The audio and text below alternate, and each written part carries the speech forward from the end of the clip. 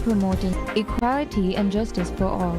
In 25, driven by robust tourism activity. Minister Adam Sharif Umar reveals that 5 more councils have requested to place 7 uninhabited islands under the jurisdiction.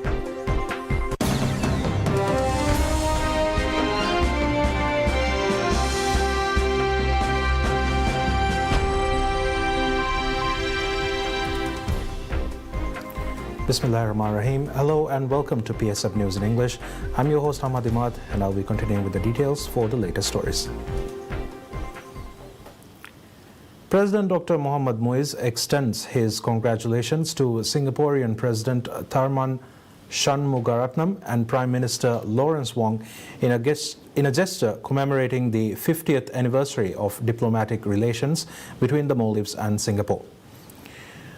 President conveyed his heartfelt felicitations to President Shanmugaratnam, Prime Minister Wong and the people of Singapore through a public message shared on social media. The President said in his message that the past 50 years have seen the Maldives-Singapore trade ties, people-to-people connections and official engagements rise manifold, bringing the countries closer. He also stated that he hopes to strengthen cooperation between the two countries in the future to sustain this momentum.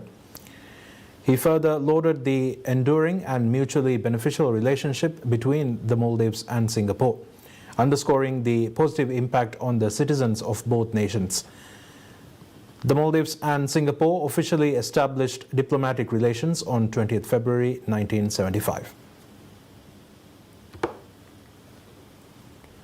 President Dr. Mohammad Muiz states that his administration is dedicated to promoting fairness, equality and justice for all. He made this statement in a message shared on the occasion of the World Day of Social Justice, marked on February 20th. In his message, President Dr. Muiz underscored the importance of reaffirming the commitment of all Maldivians to create a world where social equity and environmental sustainability are in harmony.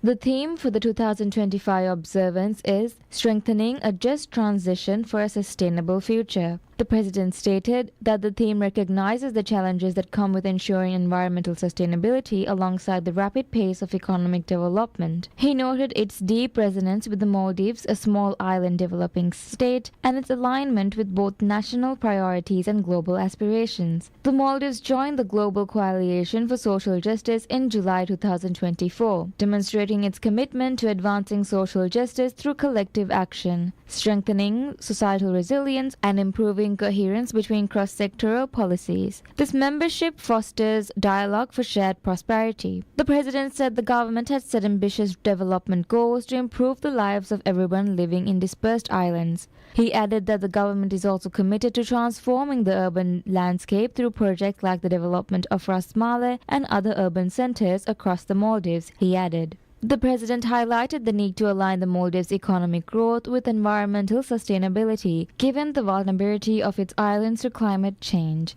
President outlined key initiatives to increase the country's renewable energy sources to 33% by 2028 and reduce reliance on fossil fuels, reaffirming the commitment to a low-carbon economy. He also highlighted the importance of coherent policies across various sectors including economic, environmental, social, educational and labor. The President stated that these policies aim to empower micro, small and medium enterprises, MSMEs, workers, investors and consumers to actively participate in creating an inclusive and sustainable economy. Inclusive opportunities are another focal point, ensuring that no one is left behind. As the Maldives drives towards a greener future, the President's message underlines the nation's dedication to a sustainable and inclusive economy, fostering a brighter future for all its citizens. He also underscored the importance of establishing robust social protection systems to safeguard communities against external shock, economic risk, and environmental challenges. Finally, the President emphasized the importance of unity and collaboration in achieving a just future for all. He also called on the nation to revive the traditional spirit of community and social cohesion, urging citizens to look out for one another and to draw lessons and strengthen from the past to create a better today and an even brighter tomorrow for everyone.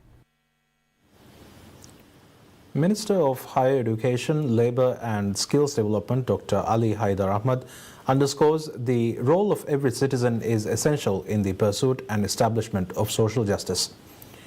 In a statement commemorating the World Day of Social Justice, the minister characterized social justice as the bedrock of a peaceful and prosperous society. Minister delineated several critical areas that embody social justice, ensuring occupational health and safety, promoting gender equality, and encouraging societal participation. Additionally, he highlighted the importance of fostering employment opportunities to drive job creation, skills development, and support for entrepreneurship. Minister Ahmad reaffirmed the administration's unwavering commitment to these principles, stressing the significance of advancing workers' rights and providing youth with opportunities to develop their skills in alignment with contemporary advancements. He said the administration is also dedicated to promoting gender equality, empowering marginalized communities, advancing sustainable development, and enhancing community resilience to climate change. On this World Day of Social Justice, Minister Ahmad reiterated the necessity of establishing a society founded on dignity, justice, and equality. Achieving such a society requires concerted efforts from the administration, civil society, and institutions, he underscored. In 2024, the Maldives joined the Global Coalition for Social Justice, an initiative launched in 2023 by the International Labour Organization, ILO. This coalition provides a platform for governments, employers and workers, organizations, international and regional entities, financial institutions, enterprises, non-governmental organizations, and academia to collaborate in promoting social justice globally. The minister asserted that joining this coalition reflects the administration's dedication to eliminating discrimination, enhancing citizen participation, safeguarding rights, and ensuring that no one is marginalized. The observance of the World Day of Social Justice aims to highlight the importance of addressing issues such as poverty, unemployment, exclusion, gender equality, and human rights. The theme of 2025 observance is strengthening a just transition for society. During his on and progress over the decades, especially in education, Mr. Amarasuriya reaffirmed the commitment of the government of Sri Lanka to work together to strengthen the existing close cooperation between the two countries in multiple areas. Minister Dr. Khalil is on an official visit to Sri Lanka from 18th to 21st. In addition to Prime Minister Amarasuriya, Minister Dr. Khalil is set to meet the President of Sri Lanka, held official talks reaffirming their commitment to strengthening bilateral relations and exploring collaborations. The ministry said that Minister Dr. Khalil is also scheduled to meet with the Maldivian community in Sri Lanka and also meet with the private sector of Sri Lanka to explore opportunities to enhance collaboration in various sectors. The International Monetary Fund IMF says the Maldives economy is expected to grow by 5% in 2025, driven by robust tourism activity. An IMF mission visited Mali during February 3rd to 16 to discuss recent economic developments, the outlook, and the country's policy priorities. At the end of the mission, a statement by Pierpont Sodriswi Boon, who led the mission, said the opening of Villana International Airport VIA terminal expansion would ease the supply-side bottleneck for tourism and help sustain growth momentum over the medium term. The statement said real GDP growth is projected at 5% in 2025 as the Maldives' strong tourism base growth has held up well. The IMF in the statement lauded the government's homegrown fiscal reform agenda aimed at restoring macroeconomic stability and debt sustainability. In that regard, the statement noted the discontinuation of exceptional use of the Maldives Monetary Authority (MMA) advances and the passage for the Fiscal Responsibility Act and Public Debt Management Act as important steps towards macroeconomic stability. In addition to the revenue mobilization measures enacted by the government, the IMF pressed on the need for more urgent and stronger fiscal consolidation through expenditure rationalization, improving spending efficiency, and protecting priority social spending. The statement said subsidy reforms which phase out untargeted subsidies and roll out well-targeted direct income transfers to vulnerable households should be introduced as envisaged in the 2025 budget. According to the statement, the reprioritization and rationalization of the Public Sector Investment Program (PSIP) is critically necessary to address immediate fiscal challenges. It also said that the reforms of state-owned enterprises (SOEs) and ASEAN healthcare reforms should be continued, building on recent progress. IMF has also urged for reforms to strengthen climate resilience, improve the business climate and governance, and enhance skill developments, will support stronger external competitiveness and strong, sustainable and inclusive growth. Minister of Cities, Local Government and Public Works Adam Sharif Umar reveals that 5 more councils have submitted requests to place 7 uninhabited islands under their jurisdiction under the initiative to financially empower local island councils.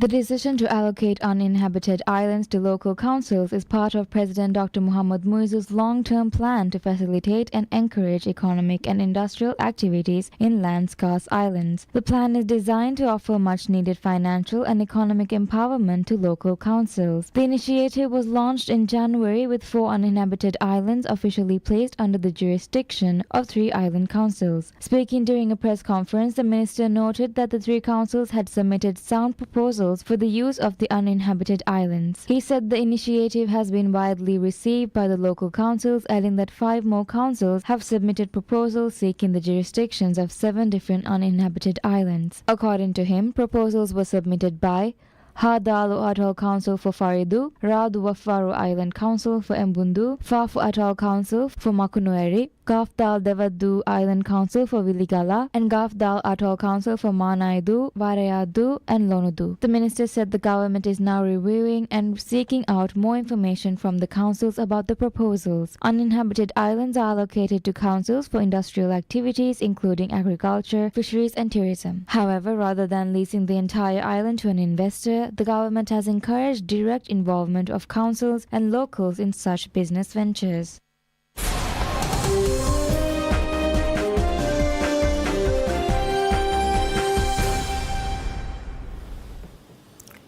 U.S. stocks end modestly higher on February 19th as the S&P 500 notched its second straight all-time closing high, with investors scrutinizing the minutes from the Federal Reserve's January policy meeting and digesting the latest tariff announcements from U.S. President Donald Trump. At the Fed's January policy meeting, the U.S. Federal Bank left its key interest rate unchanged. The minutes show policymakers expressed concern about stubborn inflation and the potential effect of Trump's policy proposals, particularly tariffs, on their efforts to bring price growth down to their target. I think the market is digesting the minutes from the FOMC meeting and realizing that this group of incredibly intelligent economists don't have more insight into future fiscal policies than any investors do. We have confidence that there is a commitment to stability, but the market is showing us here today still with a kind of muted response that investors are going to focus where they see visible earnings growth, but are still waiting cautiously to see what the policies look like in the next few months. Trump announced on February 18th he would impose tariffs in the neighborhood of 25% on autos, semiconductors, and pharmaceuticals, the latest in a series of measures that have raised concerns over the consequences of a global trade war. The S&P 500 gained 14.57 points, or 0.24%, to end at 6,144.15 points, while the Nasdaq Composite gained 14.99 points, or 0.7%, to 20,056.25. The Dow Jones Industrial Average rose 71.25 points, or 0.16%, to 44,627.59.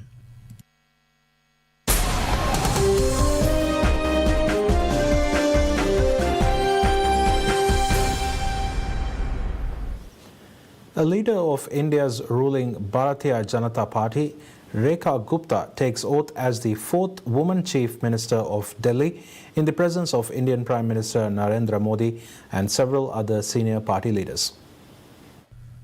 Gupta and her cabinet ministers took oath in New Delhi's Ram Lila Maidan amid a sea of supporters hailing her electoral debut.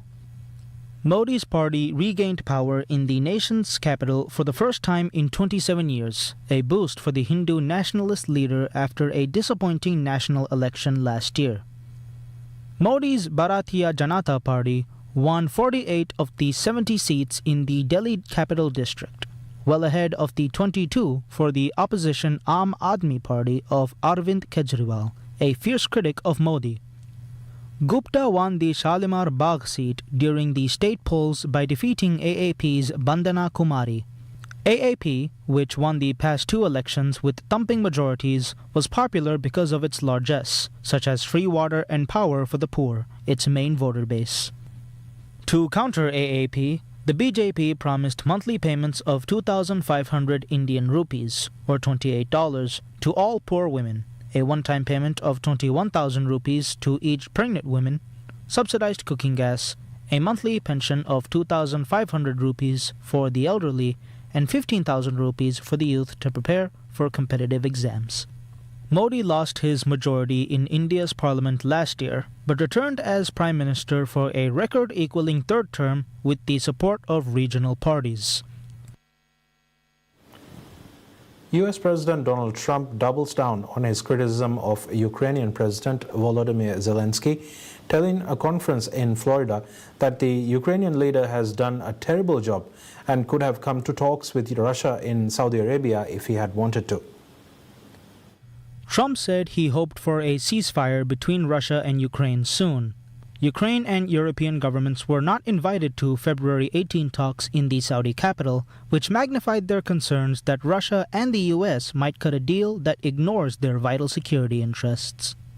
President Zelensky talked the United States of America into spending $350 billion to go into a war that basically couldn't be won, that never had to start and never would have started if I was president, not even a chance. And it didn't start for 4 years, never would have started.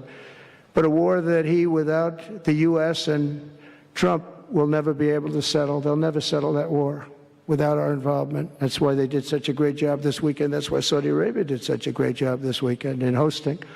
Earlier, Trump accused the Ukrainian leader of being a dictator and warned that he had to move quickly to secure peace or risk losing his country, deepening a feud between the two leaders that has alarmed European officials. Biden never tried. Europe has failed to bring peace, and Zelensky probably maybe he wants to keep the gravy train going. I don't know what's the problem, but he hasn't been able. He's very upset that he wasn't invited. He could have come if he wanted to, but that he wasn't invited to Saudi Arabia. But he's been working for 3 years. There's never been even meetings or phone calls to stop this war. It's a horrible thing. Zelensky's 5-year term was supposed to end in 2024, but presidential and parliamentary elections cannot be held under martial law, which Ukraine imposed in February 2022 in response to Russia's invasion.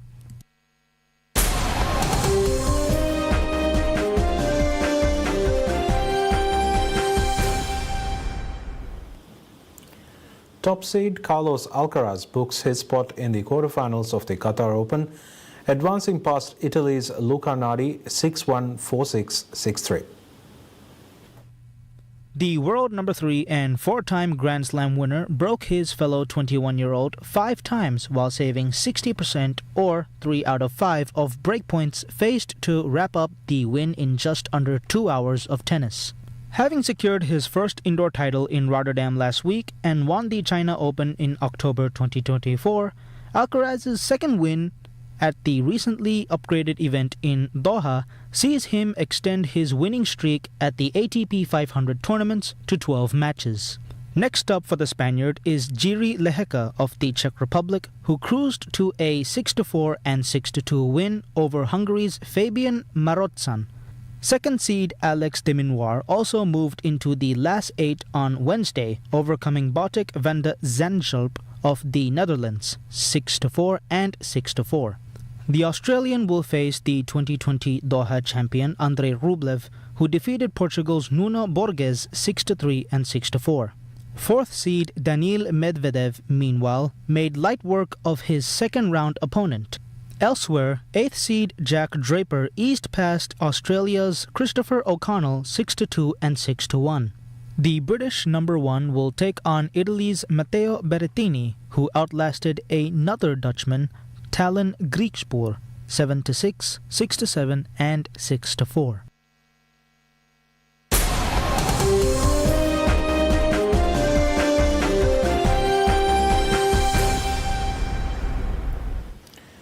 The SS United States, a retired American ocean liner that was once the largest passenger ship constructed entirely in the U.S., embarks on a new journey. The ship, which has been docked in Philadelphia, Pennsylvania since its retirement, is on its way to Alabama, where it will be repurposed into an artificial reef. Built during 1950 and 1951 and launched on June 23, 1951 for United States lines, the SS United States represented a new era of luxurious ocean-going travel. Over 3,000 workers were involved in its construction, resulting in a ship that stretched 5 city blocks long and grossed over 53,000 tons. During its operational years, the SS United States sailed on numerous transatlantic routes, carrying close to 1 million passengers until the ship retired in 1969. The decision to sink the SS United States off the coast of Alabama is intended to create a new artificial reef, providing a habitat for marine life and an attraction for divers. And that's all we have for you right now. Thank you for tuning into PSM News. Goodbye.